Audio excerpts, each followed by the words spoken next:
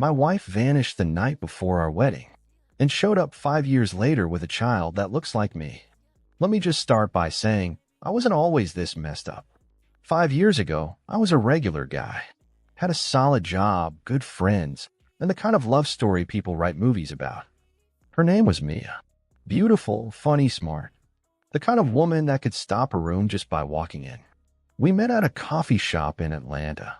She stole my muffin by accident. I said, "Keep it. But now you owe me your number." She smiled, gave it to me. That was the start of everything. We dated for 3 years, traveled together, laughed until our ribs hurt. I thought I hit the jackpot.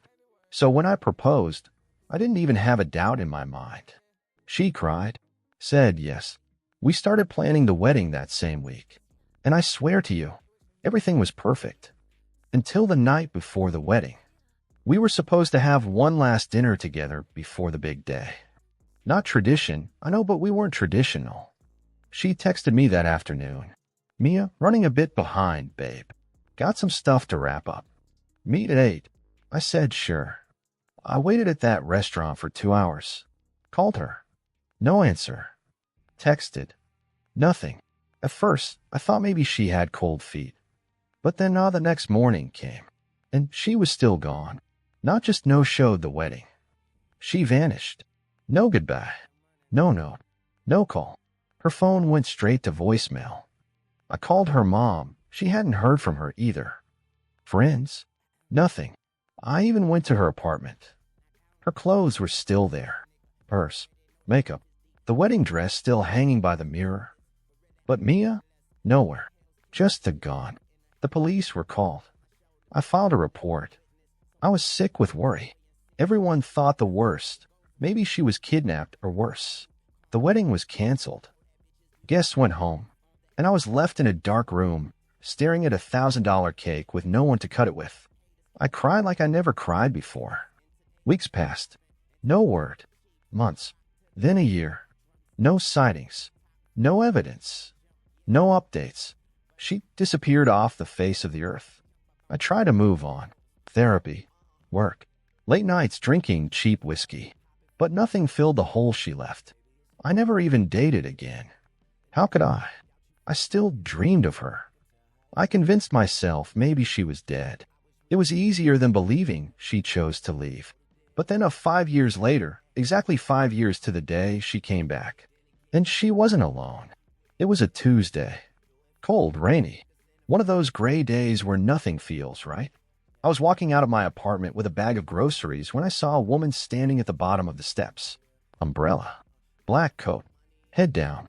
I almost walked past her. Almost. But something made me stop. She looked up, and time just stopped. It was her. Mia. My Mia. 5 years older. Pale. Thin. Hair tied back. But it was her. I dropped the bag. Eggs cracked. Milk spilled. And all I could say was, "Mia?"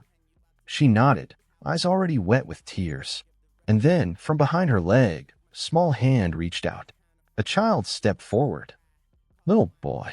Maybe 4. Big eyes. Curly dark hair. And I swear to you, he looked just like me when I was a kid. Couldn't move. Couldn't speak. Mia said, "His name is Caleb." That's when I blacked out. I woke up on my couch. Mia was there, sitting on the edge like a ghost from a nightmare. Caleb was asleep on the floor, wrapped in my old Georgia Bulldog's blanket. I asked the only thing I could get out. "Where the hell have you been?" She looked down at her hands. Silent. Then finally she whispered, "I couldn't tell you." Not then. I had to run. I wanted to scream, to shake her. But I couldn't even lift my voice. Run from what? She looked me in the eyes, really looked, and said, "From someone who was supposed to walk me down the aisle." I felt the air leave my lungs. Her dad? He was a quiet man. Seemed polite when we met. Never said much. But now that I look back, he was always a little too watchful. Too stiff. Controlling. There were red flags I ignored. Mia stood up. Started pacing. She told me everything. That night before the wedding, her dad showed up at her apartment. Said she was making a mistake. Said if she didn't leave, he'd ruined both our lives. She didn't explain how, just said he meant it, and that he'd done it before. I asked her, "So you left me because your dad scared you?" She didn't answer that. She said she went off the grid, stayed in shelters, moved from state to state, took odd jobs under fake names. She found out she was pregnant 2 weeks after she disappeared. "I wanted to come back," she said, "but every time I got close, I panicked. I couldn't let him find me. I couldn't risk him hurting you or Caleb. I didn't know whether to believe her. Part of me wanted to wrap her in my arms. The other part wanted to throw her out the window." Then I asked the question I was scared to ask. "Is he mine?" She nodded. "Yes, 100%. And even though I wanted to doubt it, I already knew. That kid's face was mine." We sat there in silence for a long time. Caleb stirred in his sleep and mumbled something. Mia smiled. I didn't. I finally said, "Why now?" Her smile faded. She leaned in close and said, "Because he knows. My father. He found us. He said he's coming." Then she pulled a folded piece of paper from her coat pocket and handed it to me. It was a photo of me, taken that morning, from across the street. That photo haunted me. It was grainy, taken from a distance, probably with a zoom lens. But it was definitely me, standing outside my apartment that same morning, holding my coffee, completely unaware. I flipped it over. One line was scribbled in red ink. "She belongs to me." My blood ran cold. I stared at Mia. Her hands were shaking. She wasn't faking this. She wasn't crazy. She was terrified. "Mia, how long has he been following you?" She looked at the floor, her voice barely audible. "I noticed the first sign 3 weeks ago. He sent me a photo of Caleb at daycare. Then one of me at the grocery store. Then one of you." My jaw clenched. "And you didn't go to the police?" She looked at me, eyes wide. "You think the police don't know who he is? You think they haven't known? He has friends, power, money. He knows how to disappear people. You didn't know who he really was, but I did. I grew up under him." I paced the room, my heart thumping so loud it hurt. Caleb stirred on the couch, and I froze. I didn't want to scare the kid. Didn't want to make a sound. But everything in me was screaming. I turned to Mia. "All right, here's what we're going to do. You're staying here. You're not leaving. I'm going to get the best security system I can afford. If he tries anything, we'll be ready." Mia hesitated. "If you get involved, he'll come after you too." I laughed, but not in a funny way. "Mia, he's already come after me." That night, I didn't sleep. I stayed up, watching the windows, jumping at every creak of the building. My mind was spinning. I couldn't wrap my head around any of it. My fiancée faked her own disappearance, had my child, hid for 5 years, then shows up because her father is a monster. And now he knows where I live. By morning, I had a plan. I called a friend, Nico, who does high-end security installs. No questions asked. By 5 p.m., I had cameras, reinforced locks, motion sensors, and 2 burner phones, one for me, one for Mia. I wasn't taking chances. That night, we locked everything. Put Caleb in my bedroom to sleep. Mia stayed in the guest room. I passed out on the couch, a baseball bat tucked behind the cushions. Then around 3:42 a.m., the motion detector near the fire escape went off. I bolted up, adrenaline surging. Checked the monitor. There was a man, standing perfectly still outside the apartment window, just staring into the camera, wearing a black trench coat, face in shadow, no expression. He stood there for exactly 30 seconds.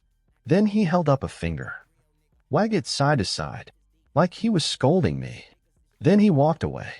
I replayed the footage 3 times. My hands were ice. My throat was dry.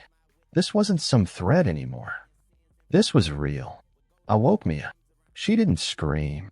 She didn't cry. She just looked at the screen and whispered, "That's him." I didn't sleep the rest of that night. The next morning, I took Caleb to daycare myself, quietly, carefully. Made sure no one followed. I didn't tell him what was happening. I just said, "Daddy's got your back." It was the first time I said that word, Daddy. And I meant it. When I got home, Mia was sitting at the kitchen table. She had something in her hands. An old dusty box. I didn't recognize it. "What's that?" I asked. She opened it slowly. Inside were letters, photos, newspaper clippings. "He's done this before," she said quietly.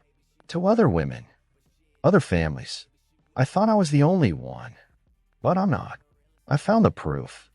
And I think—" She hesitated. "I think we can expose him." I couldn't breathe when Mia handed me that box. Everything in it felt like 100 years of secrets crammed into one space.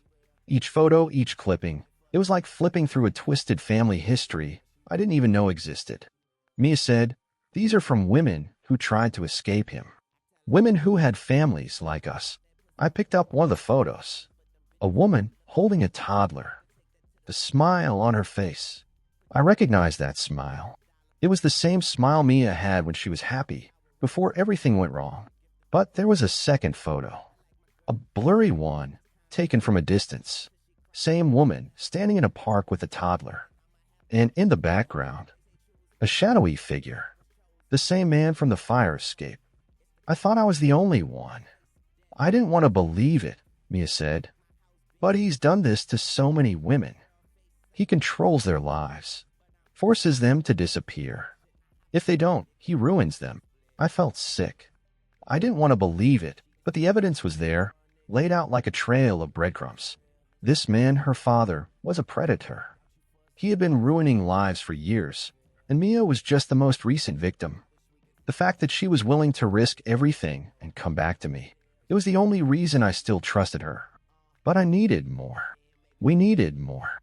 I looked at the newspaper clippings and found an old article. A missing persons report from 6 years ago. It mentioned a woman who had gone missing under suspicious circumstances, with a child whose father was unaccounted for. I knew what I had to do. That night, I contacted a journalist I knew through an old friend.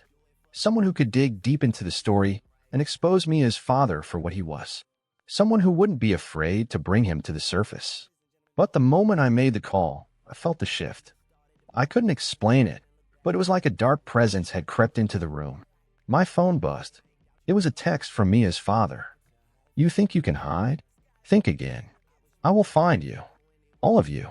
My heart dropped into my stomach. I texted back, "We're done. Leave us alone." No response.